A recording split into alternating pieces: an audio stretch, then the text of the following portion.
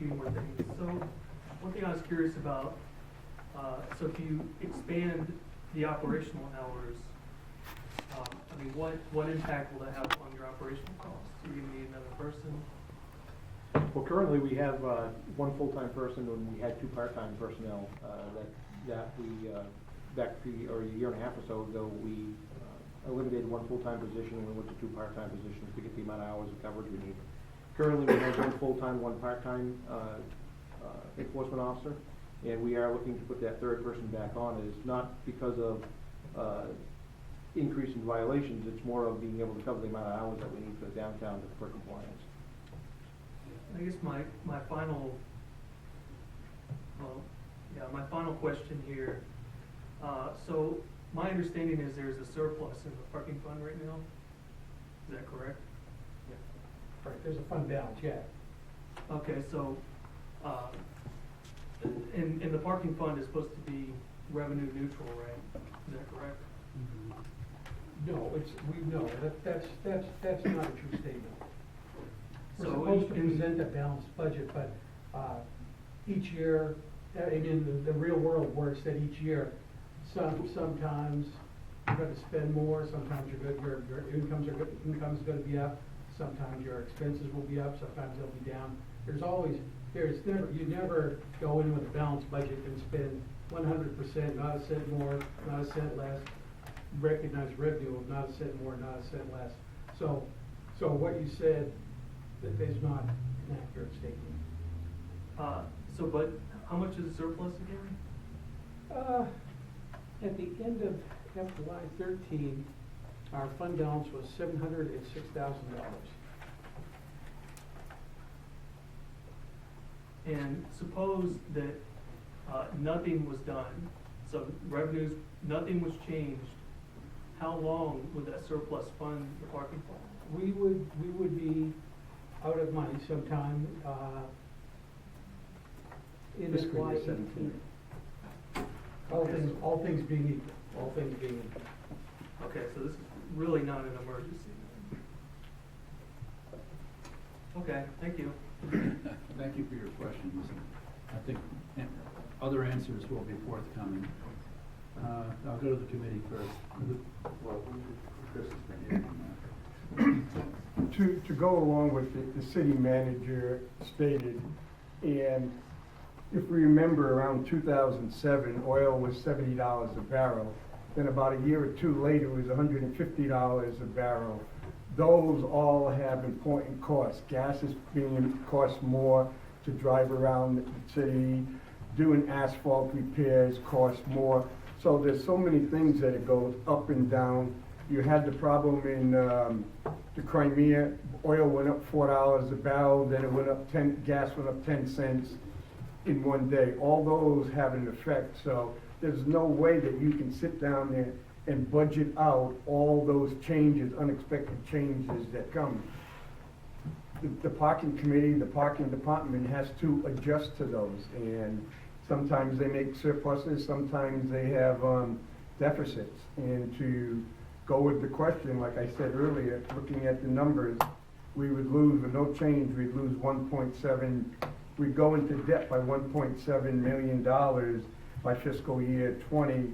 By fiscal year 17, the whole the whole surplus that we have now would disappear, and then we would not be in a position as a city, as the city manager goes, the circle of doom or the cycle of doom. We would then be in the cycle of doom because we would not have any resources whatsoever to repair any of the stuff that we have.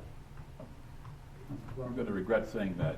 That's the first time I've heard that. It's actually called the doom loop, and The doom loop, yeah, okay. and it's actually what happens to an aircraft when it starts to go into a fall. I went to the Keene State College city meeting where they were talking about their differences and such like that. And one of the best things that came out of that was the idea that we shouldn't be promoting parking. We should be promoting less parking. We should be promoting people not driving and such like that. Well, I may be naive in considering our control over multinational corporations and things like that. But as far as paying the bills every day, I'm not naive. And what intrigues me about this whole thing is the question that I asked the city manager is this is gonna put us on some, if we think about this and go forward with letting them put an ordinance together that we can look at later, it's gonna put us on some financial footing so that in the future, you know, we can have some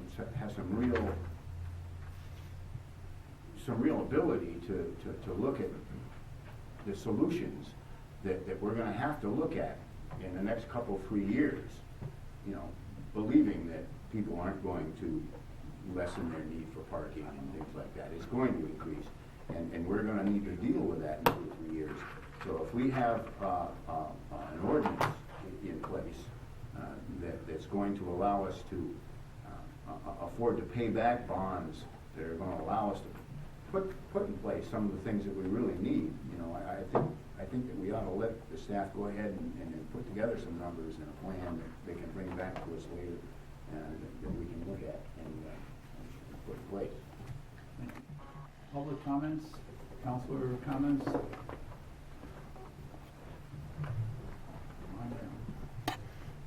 Hi, Jason Denonville of 12 Rule Street. I'm curious about this extended enforcement hours to 7 p.m.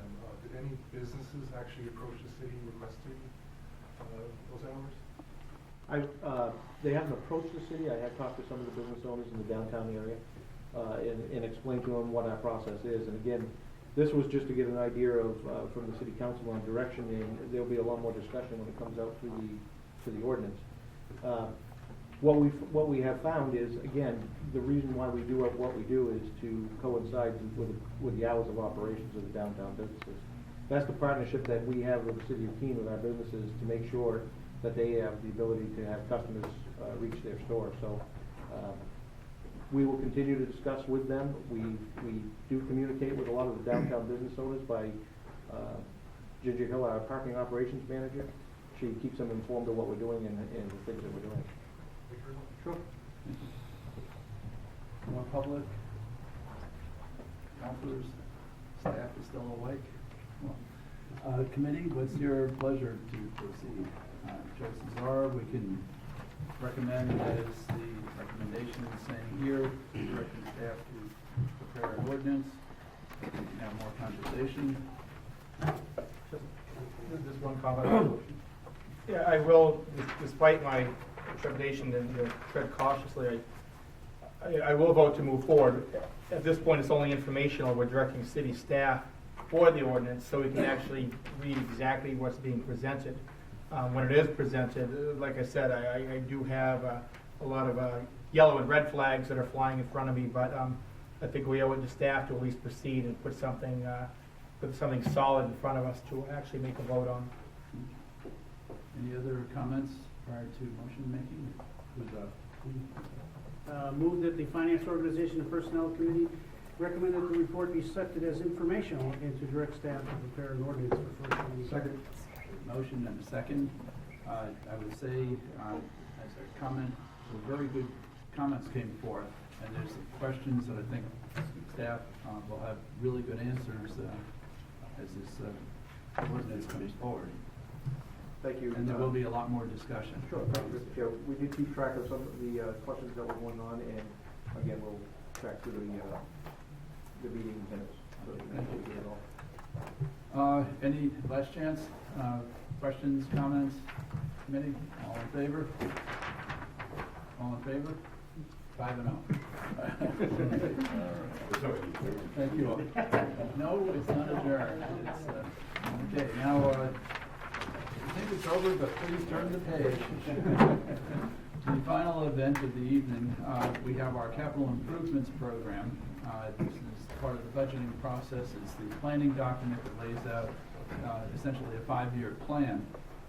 It's been introduced, it's been discussed, there's been a public hearing, it's been in and out of council, and now we are at the point of recommend the Finance Organization or Personnel Committee will make a recommendation. Don't leave, this is the more exciting part of the show. We'll make a recommendation to to the council. As I said earlier, since there's been a public hearing already, the public comments cannot be made. However, the committee can discuss. We can amend the document in front of us, and this is what goes forward to the council for adoption next Thursday. That having been said, City Manager, you have any words of wisdom to add? I'd just like to thank the city council and all those who have participated from the audience as well over the course of the workshops. I believe that you did a very thorough hearing of this particular budget, and I think that also helps the people at home who watch the show. And I don't know what I call the show. But it is tonight, apparently, in my mind. Watch the council to the subcommittee meeting, and I hope they feel that they've learned something about the process.